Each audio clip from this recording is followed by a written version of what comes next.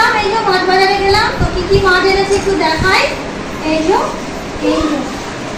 লোটে মাছ এনেছি, আর এখানে আছে চিংড়ি মাছ। এই যে খুব সুন্দর, দুটো মাছই দারুণ পেয়েছি। এই যে দারুণ দারুণ মাছ পেয়েছি। দেখা যাক এখন কি করি, কোন মাছটা করি। আমি এতটাই মাছ খেতে ভালোবাসি যে মাছ এনে মাছ রান্না করতে শুরু করে দিয়েছি। এখন করছি লোটে মাছ, লোটে মাছের ঝুড়ি করব।